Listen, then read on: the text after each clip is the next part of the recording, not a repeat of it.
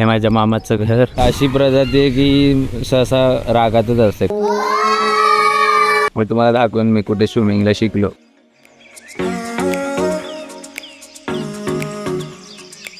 सगळं चालत चालत इथून पंढरपूरला जाणार. हे मंदिर चंद्रभागाचे मंदिर आहे. माणसाची श्रद्धा बघा. ह्या आजींनी आता ह्या पायऱ्यावर चढू शकत नव्हत्या म्हणून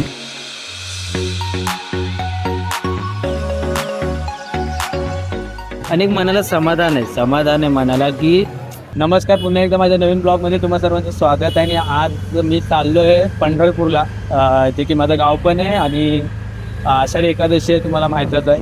तर त्यानिमित्ताने वारीला आणि गावाला दोन्ही ठिकाणी चाललो आहे. जाण्याचं प्लॅनिंग आहे ट्रेनने. रिझर्वेशन नाही मिळालं आहे कारण की गर्दी आहे. तात्काळ पण नाही मिळालं आहे. तर आता आपण चालू ट्रेनमध्ये जाणार आहे. आता बघू. गाडीला पण गर्दी हमखास राहणार आहे. खरं तर गाडी 12 वाजता असते ठाण्यावरून, पण ठाण्याला सीन असा आहे की म्हणजे चढायला भेटेल की नाही मुश्किल आहे. तर आपण गाडी जिथून स्टार्ट होते दादरवरून, तर तिथून गाडी पकडणार आहे आणि 1.5-2 तास आधीच चाललो आहे. बघू भेटली जागा तर चांगली गोष्ट आहे, नाहीतर मग ठीक आहे बघू काहीतरी होईलच. पण पोचलो आता दादर स्टेशन. तिकीट काढू जनरलची आणि बघू. पण जिथे गेलेलो तिथे तिकीट तर मिळालं नाही कारण की तिथे पहिले तिकीट मिळायचं गावच्या ट्रेनचं, पण आता मला वाटतं त्यांनी सिस्टम बदलले. तिथे 12 नंबर प्लॅटफॉर्मच्या इथे गावच्या ट्रेनची तिकीटं मिळतात वाटतं आणि तिथेच गाडी लागते वाटतं. हे पंढरपूरचं तिकीट आहे 145 रुपये तिकीट आहे. प्लॅटफॉर्म 13वर आय थिंक गाडी लागते. आहे 13 नंबर प्लॅटफॉर्म. गाडी काय प्लॅटफॉर्मवर लागलेली नाही आहे. गाडीला अजून 1 तास आहे. 1 तासाच्या वर आहे गाडी.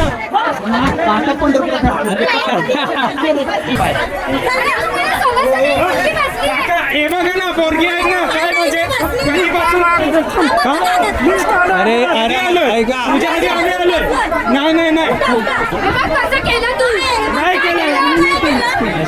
इथे राडा करू नका आरामात. काय ते जागेसाठी पाहणं करू नका. इथं सगळ्यांना प्रॉब्लेम आहे. ऐका का सगळ्यांना प्रॉब्लेम आहे. तुम्ही वर पण बसू शकता. हा वर पण बसू शकता. इथे राडा करू नका. खाली झोपायला जागा भेटते कधी कधी. काय केलंय सगळी केलंय तुम्ही केलंय. तू मागून येऊन हे करतो का दादर मध्ये हा हाल आहे. अरे काय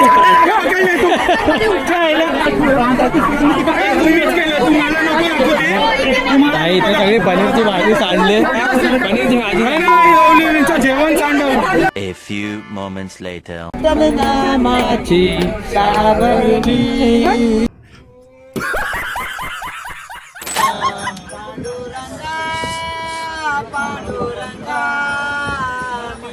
लक्षात नाही माझ्या तुझ्या तिरागा नाही विना नाही मृदुंग.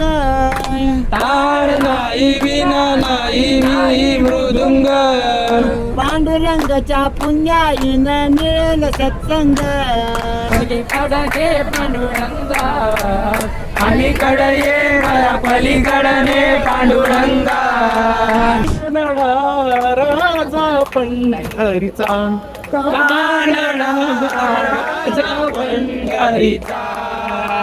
आम्ही पिकनिकला जायचे. पापरी सास माझी आई घरी. सासर माझा वारी सासू माझी आई घरी. मम्मी पुण्याची मला आवडत नाही. आई ऐकतात ना. पुण्याला कसं झालं आता पुण्याला कशाला चालली तू.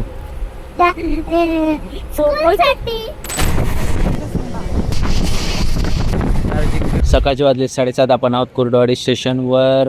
रात्रभर 2:30-3 वाजेपर्यंत भजन केलं मस्त. त्याच्यानंतर गप्पा गोष्टी केल्या करत 7:30 वाजले. झोपलो तर काय आम्ही नाहीच, नुसत्या गप्पाच झाल्या. आणि त्याच्यानंतर कुर्डवाडी स्टेशन आले. आता इथे गाडी 1 तास थांबते. इथे इंजिन बदललं जातं. आता गाडी ज्या दिशेने आले त्या दिशेने मागे इथे आता इथे इंजिन लागेल आणि इथून परत रिटर्न गाडी जाईल पंढरपूरच्या दिशेने. आता डायरेक्ट लास्ट स्टेशन पंढरपूर. गाडीला पण खूप गर्दी होती, बघितलं सुरुवातीला ते एवढी भाडणावाई तर पण खूप वेळ चाललं त्यांचं, पण मिटलं शेवटी. सगळे बसले एकत्र. ते तर होतच असतं, हे जनरल डब्याची तर गंमत आहे. हे आलं इंजिन जे की पुढे होतं, इथे जे मागे बॅकला जॉईन होणार. आता इथून परत उलटी जाणार ट्रेन पंढरपूर.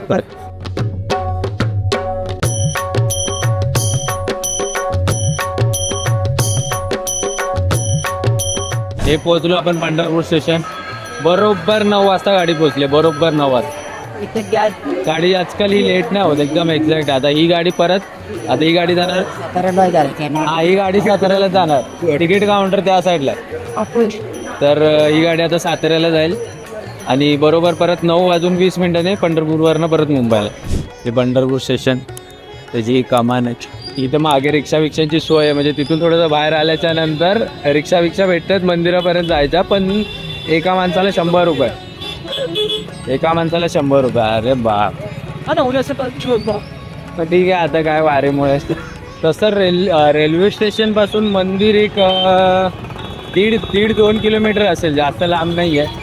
चालत पण जाऊ शकता. आता सध्या तरी गर्दी नाही एवढी, मला तरी नाही दिसत आहे गर्दी. तुम्ही बघू शकता पूर्णपणे बऱ्यापैकी हा रस्ता तरी रिकामी आहे, कारण की आज पालख्या पंढरपुरामध्ये येतात आणि उद्या तर एकादशी आहे, तर उद्या तर खूप गर्दी राहणार आहे. हा मेन रस्ता आहे जो की फक्त 2 व्हीलरला ओपन आहे. हे सगळे बाहेरून आलेले असतात पंढरपुराचा.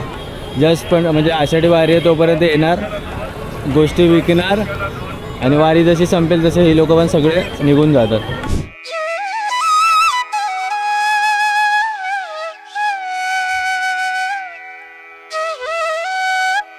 हे पंढरपूरचं जुनं बस स्टँड आहे. जसं आपण पुढे येतो ना तसं ही सगळी सरकारी ऑफिस चालू होतात. आयकर विभाग, हे डाक, इंडिया डाक, हे पंढरपूर शहर पोलीस. हे पंढरपूरचं बस स्टॉप आहे. हे समोर दिसते ते सुलभ शौचालय. या पंढरपूरात अशी जे एंट्री पॉईंट आहेत आणि खूप जे स्पॉट आहे जिथे जास्त गर्दी असते तिकडे ही अशी मोठे मोठे सुलभ शौचालय बांधले. आणि इथे पोलिसांच्या ह्याच्यासाठी केलं वाटतं. इथे आता बस नाही, इनोवानं बाहेरच नाही वाटतं बस, ते पार्किंग करून टाकली. बस स्टँड आता तेच चालू आहे का चंद्रभागेचं? हे बंदच काय चंद्रभागेचं असतं नाही, जवळच मला वाटतं आहे. 1 किलोमीटर पण नसेल. पंढरपूरच्या आतमध्ये एवढी गर्दी नाही आहे अजून तरी, पण पंढरपूरच्या बाहेर खूप गर्दी आता ती, कारण की आज उद्या एकादशी तर आज सगळ्या पालख्या एक करून आतमध्ये. आता माझ्यासमोर अजून 2 पालख्या आहेत आणि ही कोणाची गुरुदेव दत्त पायी पालखी पंढरी सोहळा त्र्यंबकेश्वर.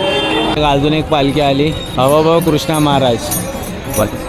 अशा खूप साऱ्या पालख्या आहेत आणि हा रस्ता जो मागे दिसतो तो पूर्णपणे भरला. आणि आता ह्या रस्त्यावरूनच बऱ्यापैकी पालख्या आतमध्ये येणार, म्हणजे माऊलींची आणि आपल्या तुकोबांची पण पालखी या रस्त्याने आतमध्ये येणार. पालख्यांना यायला अजून खूप टाईम आहे. तर मी निघालो माझ्या मामाच्या गावाला.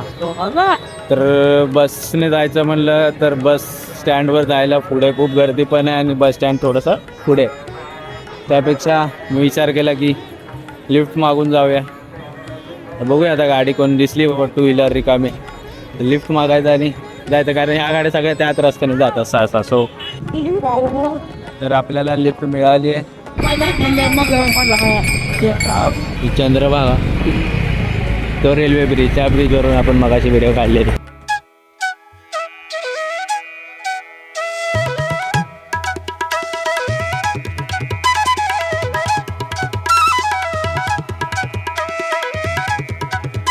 त्या दादाने निम्म्याच्या पुढे रस्त्यात सोडला आता, कारण त्याला दुसरीकडे जायचं होता.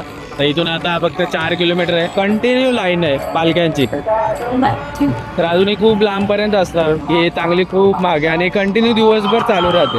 आणि आता बघू, आता दुसरी लिफ्ट घेऊन आपण आर्मी लिफ्ट दिली आपल्याला. आता हे दिवसभर असंच चालू.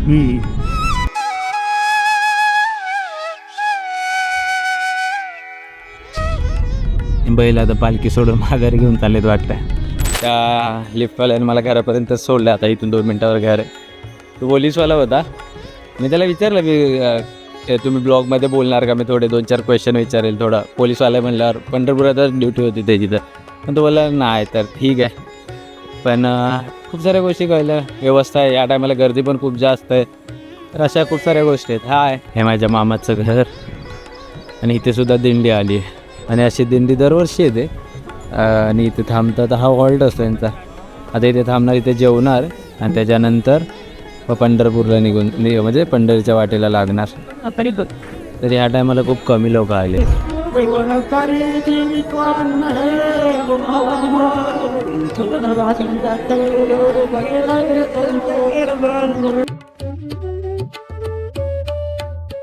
जेवले आणि ती लोक आता निघून गेले.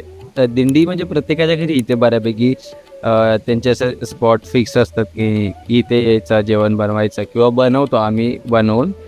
इथले म्हणजे जे आहेत ज्यांच्याकडे ते थांबतात तर ते लोक जेवण बनवून देतात, ते जेवतात आणि परत निघून जातात. जसे की आता ते निघून गेले म्हणजे पंढरपूरला. आता असे सगळे जे आपल्याला त्या रस्त्यामध्ये पण जे मागे दिसले ते सगळे ते सेम सिस्टम असतं. कुठे कुठे ती लोकांची नसेल सोय, ती लोक स्वतः बनवतात. त्या त्यांची एक गाडी असते, त्या गाडीत सगळं असतं, ते ती लोक बनवतात आणि खातात. तर आता माझंही जेवण झालं, आता झोपणार. बाईने कडक झोप आले खरं बोलायला गेलं तर, कारण गाडीत तर झोप काय मिळाली नाही. तर आता निवांत झोपायचं. आणि आता उद्याचं काय प्लॅन आहे? उद्याचं काय ना, आषाढीला तर चालत जायचं का कसं जायचं ते बघूच. सध्या तरी आराम. A few minutes later. आत्ता झोपून उठलो, 3-4 तासाची झोप मिळाली बाई. आत्ता जरा डोळ्यानं जरा बरं वाटायला लागलं, नाही तर डोळे एवढे चुरचूट करत होते ना काय. तर आता सकाळी आता बसलो असं निवांत, तर विचार आला की जी ट्रेनमधनं येताना जी मजा आली, म्हणजे ते छान वाटलं. खरं तर खूप छान होतं ते. आणि ते वाटण्यामागे कारण असं होतं की मी जर रिझर्वेशन काढलं असतं त्या बाकडा वर करून झोपून गेलो. कारण की मला नाही वाटत की रिझर्वेशन डब्यात कोण असं भजन केलं असतं किंवा काय केलं असतं. गंमत अशी आहे ना, सुरुवातीलाचे जे अर्धा एक तास होता तो सगळे एकमेकांशी भांडतात. सगळे. मलासुद्धा 1-2 लेडीज होत्या ज्या उठवत होत्या जागेवरून की आम्ही इथे स्कार्फ टाकला, आम्ही इथे हे टाकलं, आम्ही तिथे ते टाकले. अंधारात काय दिसत पण नव्हतं पहिली तर गोष्ट. उठवत होत्या. पण आता सवालच उठत नाही. जनरल डबा आपण सीट पकडल्या उठण्याचा तर प्रश्नच येत नाही. तर उठलो पण नाही. तर त्यांनी 4 सीटं जर असतात तर म्हणजे 4 जण बसायचं सीट असतात तर 5 जण बसवा. एक जणाला आपण ॲडजस्ट केलं. त्यानंतर मग बसले तर अर्धा एक तासानंतर सगळे गोड झाले तिथे ऑलमोस्ट. म्हणजे सगळे खूप छान बोलत आहेत. एक ते बोलल्या छोटे मोठे टोमणे मारायला पण छान होतं. आणि त्यानंतर तर मला असं वाटतं की मला ते रिझर्वेशन न मिळालं तर त्याचं पण छान वाटतं. ठीक आहे, असा एक प्रवास. त्या प्रवासात अनोळखी स्ट्रेंजर्स भेटणं, गप्पा गोष्टी करणं, थोडंसं अनुभवणं, प्रत्येकाचे कसे वेगवेगळे स्वभाव असतात, ते छान होतं. तर मला असं आत्ता असं वाटतं की कधी बिना रिझर्वेशनचा पण प्रवास करायला पाहिजे. गर्दी होती म्हणून, कारण गर्दी नसेल तर पूर्ण गाडीची कमीच राहते. तर ती एक गोष्ट तशी होती. तर ते एक छान होतं. आता सध्या तर वातावरण खूप छान आहे. ते पाऊस नाही आहे ती एक खूप चांगली गोष्ट आहे. म्हणजे पाऊस असला पाहिजे ह्या साईडला तरी, पण आता वारीमुळे म्हणते की पाऊस नाही ते खूप छान आहे. कारण की वारीमध्ये खूप जणांची पाल किंवा जे राहण्याची सोय ही पूर्ण रानावनात असते. आणि जर पाऊस पडला तर पूर्ण चिखल फुल चिखल. तर ते खूप राडावून जातं इथे पंढरपुरात. तर ती एक चांगली गोष्ट आहे की पाऊस सध्या नाही आहे. 2 दिवस तरी नसला पण पाहिजे, कारण एवढी माणसं आहेत. खूप हालत आहे. तुम्हाला जर दाखवायला गेलं तर काय आहे, एक दाखवतो. हे असं कटिंग केलं जातं जनावरांसाठी खायला पूर्णपणे. ते रोज तोडून आणायचं, रोज कटिंग करायचं आणि रोज ह्या सर्वांना खाऊ घालायचं. ही गाय खिल्लार आहे. खिल्लार प्रजातीची गाय आहे. ही अशी प्रजाती आहे की सहसा रागातच असते, कारण त्याच्या मालकाशिवाय कोणाला असं जवळ येऊ देत नाही. मला लय भीती वाटते. हा सुद्धा ती आलीच. खोंड म्हणजे बैल, मोठं होऊन बैल बोलतात आणि लहानपणी त्यांना खोंड बोलतात. मेल असेल तर खोंड आणि फिमेल असेल तर वासरू नाही काय बोलतात. कुठे गेला ज्ञानू? मेल असेल तर खोंड बोलतात आणि फिमेल असेल काय बोलतात? कालवाड. हां, कालवाड. आणि ह्या म्हशी म्हशीसुद्धा खूप होत्या पण आता सध्या कमी आहे. ही जी म्हैस आहे शेवटची, मी जेव्हा एकदम लहान होतो म्हणजे मला जेव्हापासून कळतं तेव्हापासून ही म्हैस आहे.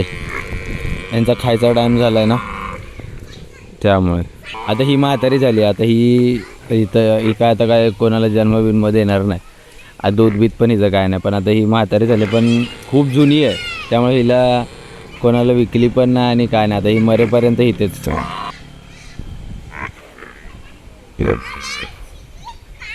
वातावरण पण खूप छान आहे बघू शकता. कळतं तेव्हा एक गाय होती तिची ती मुलगी आहे आणि ही अजूनपर्यंत इथे. हिच्याबरोबर अजून एक होती पण ती नाही आहे आता. त्या जनावरांची पण एक मज्जा होती आम्ही लहान होतो. म्हणजे आता ही परी इकडे का, परी कितवीला आहे तू? दुसरीला आहे. दुसरी आम्ही पण जेव्हा दुसरी तिसरी खूप यांच्याच एवढं असताना वयाच्या तेव्हा आम्ही पण असंच म्हणजे ह्यांचा खूप नाद असायचा आम्हाला जनावरांचा. कारण की आम्ही मुंबईला राहायला असायचो, मग आम्ही सुट्टीला इकडे यायचो, फक्त सुट्टीला तिकडे यायला भेटायचं. तर सुट्टीला यायचो तर आम्ही मग हे जनावराला खायला टाकणार, त्यांना पाणी दाखवणार, त्यांचं शेणसुद्धा उचलायला आम्ही म्हणजे उचलायचो. तर ही सगळी मजा होती. म्हणजे आता आम्ही नाही करत हे सगळं. म्हणजे आता पण करायला सांगतात बरं आम्ही नाही करत. नाही एवढं काय करू वाटत पण लहानपणी करू वाटायचं, खूप आवडीने करू वाटायचं.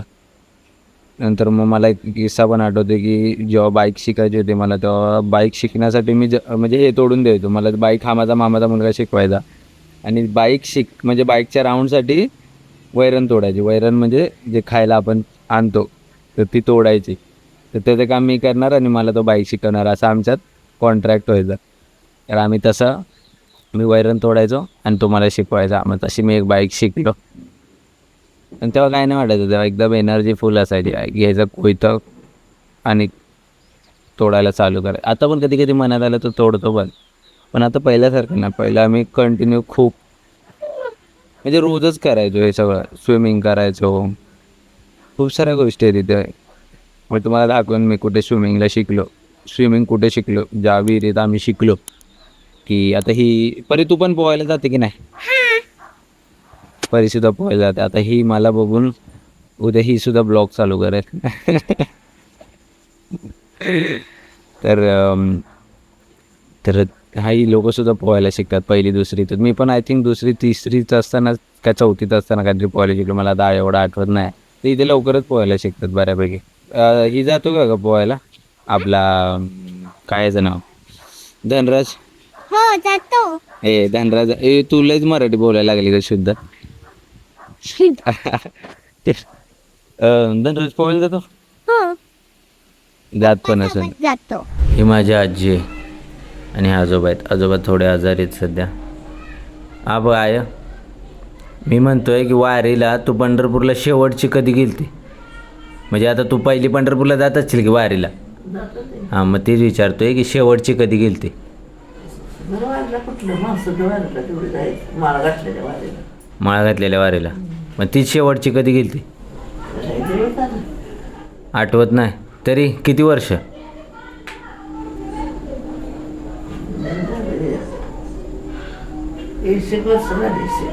20 वर्ष झाली तू पंढरपुरातच गेली नाही वारीला. मग तीच म्हणते ग.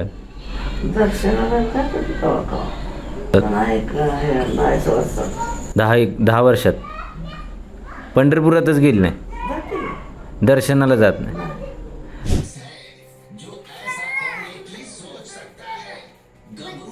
दारांचा टाइम झाला.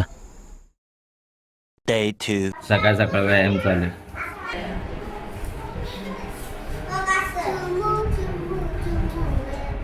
कर की धनू.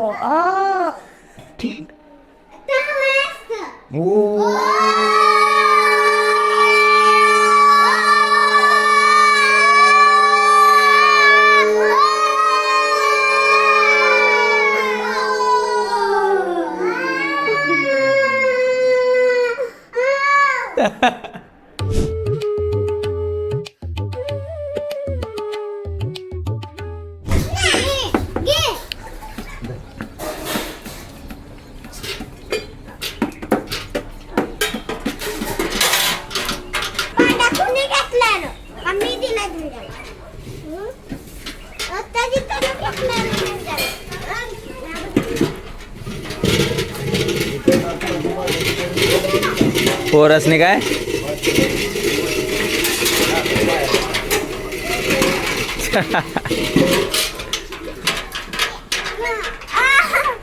उचल की परे शिवम सारखी नाही शिवम सारखे हळूहळू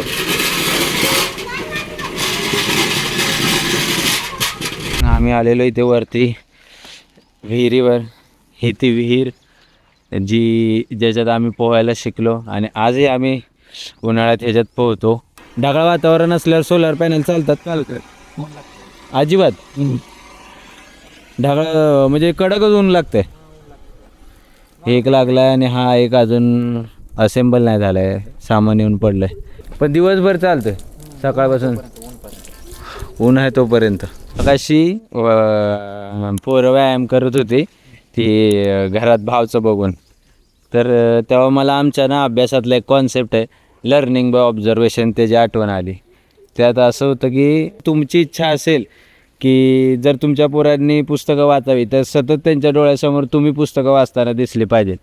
मग ते लोकांना पण आवड निर्माण होते. तसंच आज म्हणजे झालं की ती काय बारकी पोरं काय व्यायाम करत नाही, पण आज भावाला बघून ती सुद्धा येऊन बाजूला बसली की आम्ही पण व्यायाम करणार आणि त्यांनी पण चालू केला व्यायाम.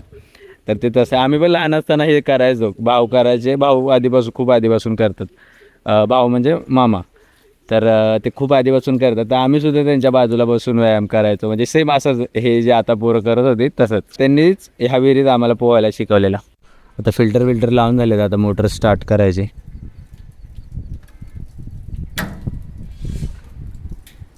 झाली चालू. चल तर आता कामच झालेत.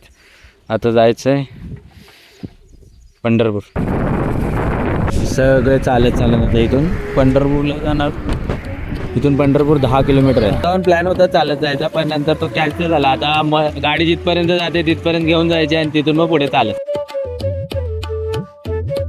अजून पंढरपूर 6-7 किलोमीटर पण फुल जाम झालं यार.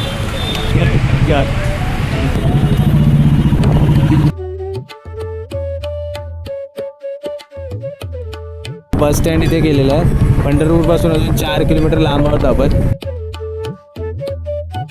आता इथून चालत जाणार 2-1 किलोमीटर आहेत, कारण की इथून पुढे गाडी अलाउड नाही आहे. पण आतमध्ये आपण नेऊ तिथपर्यंत. बरं रिटर्न आणताना खूप ताप होतं, त्रास आहे, खूप गर्दी आहे, त्यामुळे चालत जाणंच योग्य. गेल्या वर्षी ह्या अशाच गर्दीतून मध्ये गाडी टाकली होती आम्ही आणि ज्ञानू पण होता माझ्याबरोबर आणि रणजित म्हणून एक आहे मावस भाव, तो पण होता. तर त्याबरोबर येताना एवढे म्हणजे अक्षरशः हात एवढं दुखायला लागलेले ना, रडायला आलेलो मी तर की कारण ही दोघं मागे बसलेले आणि मी बाईक चालवत होतो आणि ह्या ट्रॅफिकमधून काय गाडी निघतच नव्हती. एवढे हात दुखायला लागले. सो मी रडकोंडीला आलो आणि ही लोकंसुद्धा बोलत नाही झाले हा मी गाडी घेतो तू बस मागे म्हणून. तसंच रेटतोय मी गाडी आणि ते गर्दीमुळे काय आपल्याला पुढे निघताच येत नव्हतं. शेवटी कसेपाशी काढली आणि आलो.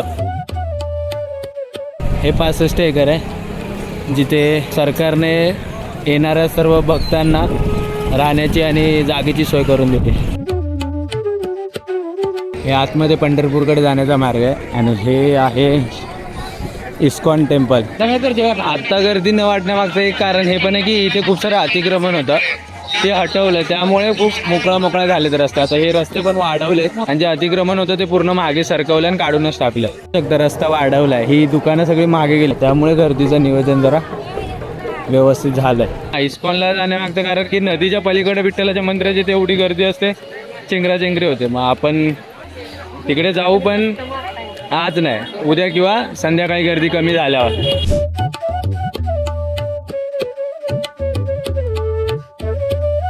हे चंद्रभागा गेस्ट हाऊस आहे इस्कॉन टेम्पलचा. जर कधी कोणाला येऊन इकडे राहायचं असेल, राहायची सोय जर हवी असेल तर ह्या गेस्ट हाऊसमध्ये पण राहू शकता. छान आहेत गेस्ट हाऊस. आणि आता आपण निघालो आहे नदीकडे, चंद्रभागेकडे. हे बघू शकता पूर्ण पंढरपूर.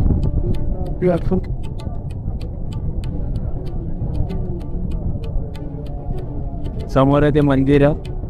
हे मंदिर चंद्रभागाचे मंदिर आहे. कुठले हे ना, हे माहीत आहे चंद्रभागेचं मंदिर आहे. आणि ते समोर आहे ते विठ्ठलाचं मंदिर आहे.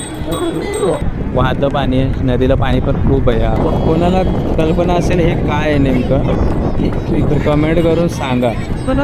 फक्त चंद्रभागेत आनंद घेताना हे चला आपण पण आनंद घेऊ आता. चला बघा,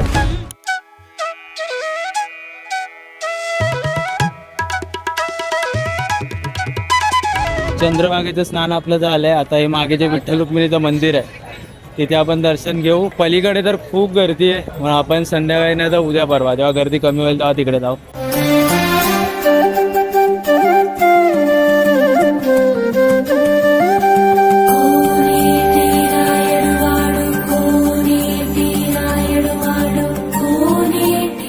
पुंडलिक मंदिर आहे.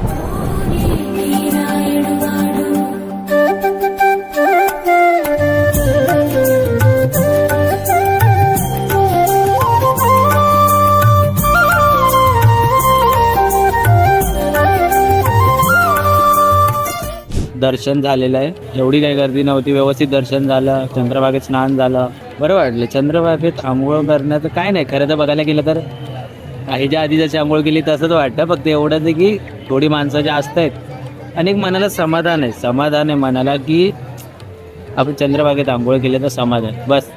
असं काय वेगळं काय नाही, सगळं श्रद्धेचा आणि समाधानाचा खेळ आहे. Day 3. सगळे रिटर्न, सगळे रिटर्न. हे ती म्हातारी म्हशीचीच आहे ना, रेडीची रेडी.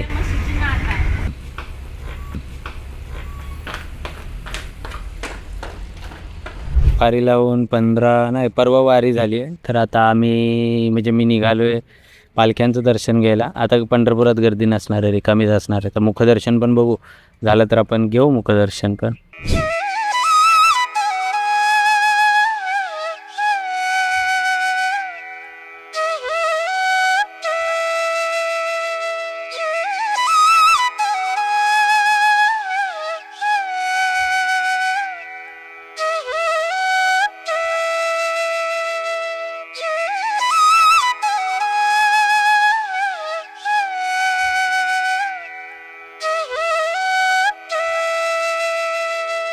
तुकाराम महाराजांच्या पालखीचं तर दर्शन झालेलं आहे. माऊलीच्या पालखीला तर खूप गर्दी होती, त्यामुळे बघू आता तिथं संध्याकाळी दर्शन भेटलं तर भेटलं. आता तर खूप गर्दी आहे. हा धोंडोबन दादांचा मठ आहे.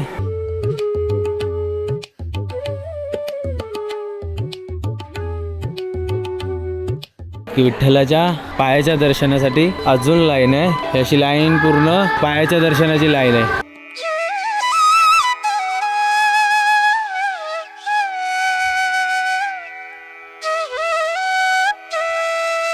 खाली पुंडलिकाचं मंदिर आहे ते विठ्ठलाचं. आपलं नामदेव पायरीचं दर्शन तर झालं, पण मुखदर्शनाला खूप गर्दी होती, त्यामुळे बघू नंतर मला आठवत होईल, नंतर परत कधीतरी. सध्या तरी खूप गर्दी आहे. हा मुक्ताबाईचा मठ आहे, जळगाववरून त्यांची पालखी येते. प्रत्येक संतांचे आपले आपले मठ आहेत, त्या मठात त्यांच्या पालख्या थांबतात, तिथे येऊन दर्शन घ्यायचं.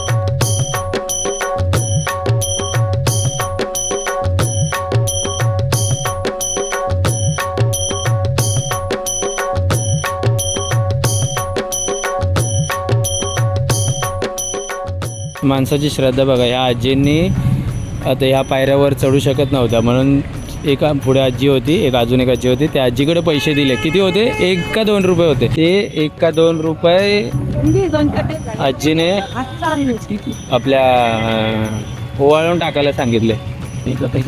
तर अशी या आजींची श्रद्धा. इकडे सोपान काका महाराजांची पालखी.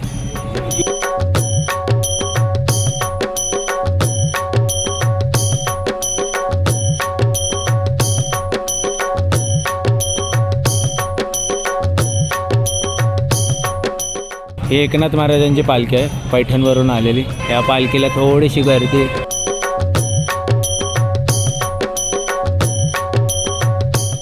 निवृत्ती महाराजांचा पालखी आहे.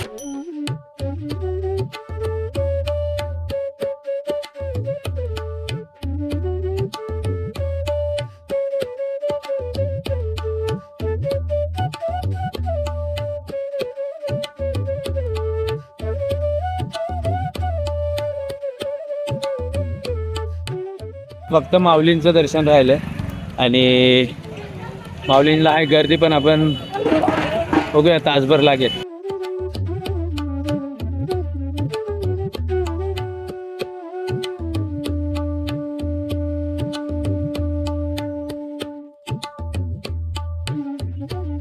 तर अशा प्रकारे आपल्या सर्व पालख्यांचं दर्शन झालं. फक्त मुखदर्शन आणि विठ्ठलाच्या पायाचं दर्शन नाही मिळालं, कारण की ते साहजिक आहे की खूप गर्दी होती, त्यामुळे आपण लाईनीत उभं नाही राहिलो. तर हा आषाढीचा प्रवास होता, जो की खूप छान होता. खूप आनंद मिळाला. तुम्हाला जर हा ब्लॉग आवडला असेल तर लाईक करा, शेअर करा. तुम्हाला काही प्रश्न असतील तर कमेंट करून विचारा. पुन्हा भेटूया नवीन ब्लॉगमध्ये. तोपर्यंत रामकृष्ण हरी.